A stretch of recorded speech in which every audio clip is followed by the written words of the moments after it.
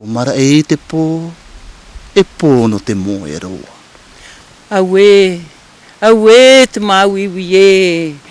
Aue te māwiwi te taero ta o en inoa mai nei a. O wau hoi to me tua wahine. I to unei iri te of aiti o to marae. I to unei a iri te of aiti o to amata ina a. I to u opu nei te pū whenua o to tupuna. I to u opu nei a tō pū whenua. I whenua hi ai oe. I aa hi ai oe. I ohi hi ai oe. I maa hi ai oe. I maa ohi hi ai oe. I ore ai oe e painu mai te hotura i te opape. I ore ai oe e overe i te iripo o te orara. Te mawine te whenua, te rātu ia tā oe maa Te maa tārere te maa ono ue Matapo, matapo, matapo i te wharue, te wharue, te wharu noa nei a oe ia u. Te maa tārere te maa tātu hitu i tō peho, ia vai pue, te tāpo. Matapo, matapo e matapo. Te rātu Te tā oe. wharue, te wharu noa nei a oe ia u. Kau pisi Te kona.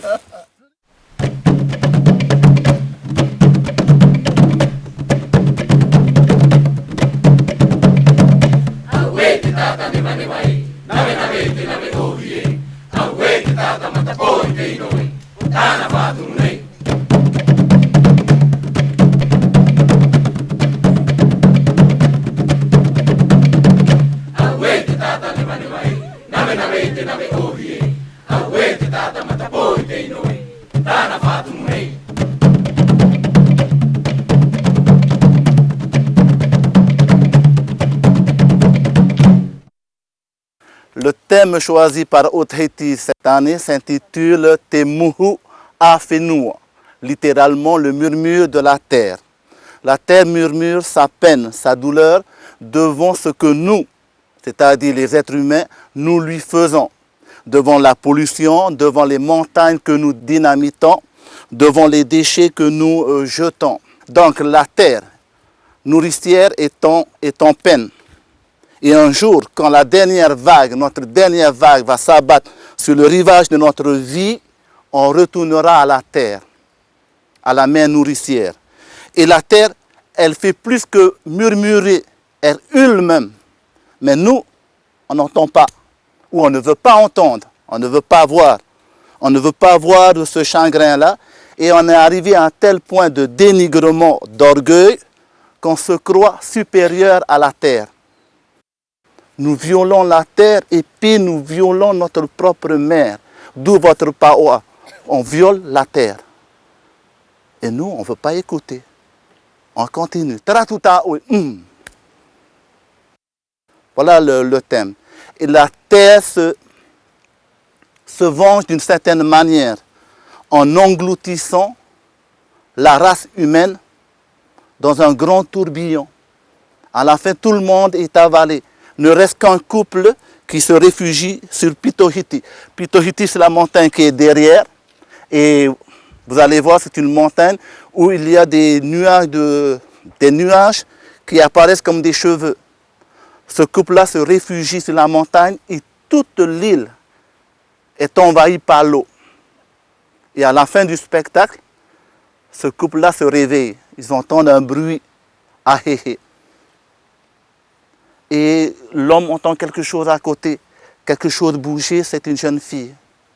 Et l'amour réapparaît.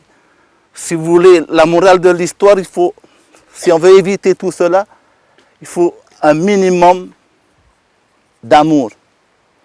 Et on est ici dans ce site-là, Esprit, parce que Pitohiti est à côté, et nous sommes dans un lieu très très symbolique. Nous sommes au centre de Tetinui, Tepito Tefenua.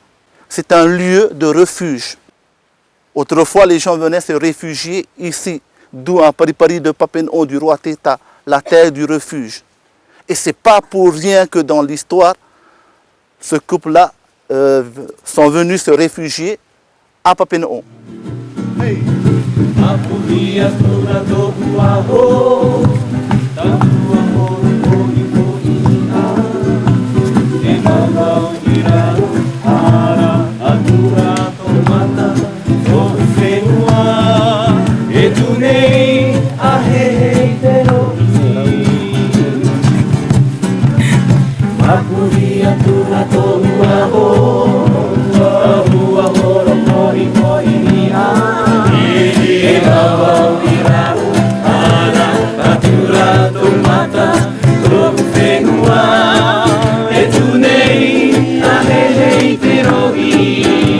Celui qui écrit, pour moi, s'il veut vraiment écrire pour un groupe de Heiva, a une très grande responsabilité.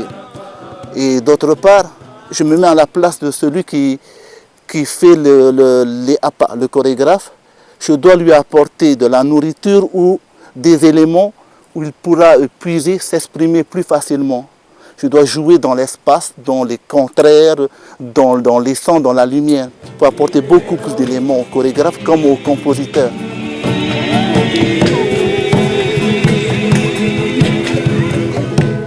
Ce thème, par son approche, paraît abstrait, mais nous avons dans la culture polynésienne, et on retrouve cela dans Traité aux temps anciens, je ne sais plus à quelle page, on parle du déluge, et ce couple-là vient se réfugier à Pitohiti, à Papeete.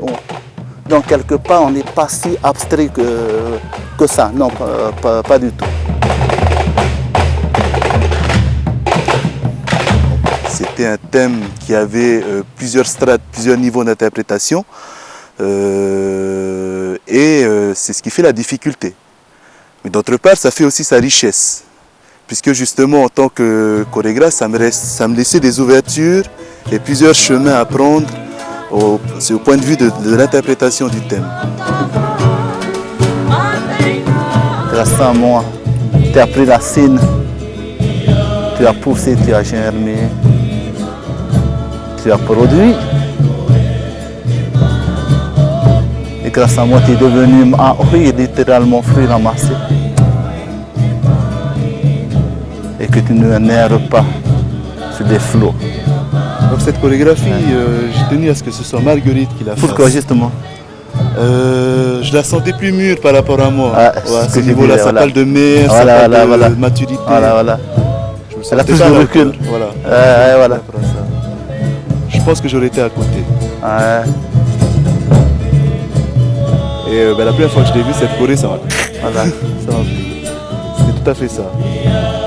J'apparaîtrai aussi dans le spectacle Te Muhu Awhenua. Je représenterai une autre face de la terre-mère. La terre-mère qui aime ses enfants, qui prévient ses enfants, est jouée par Marau.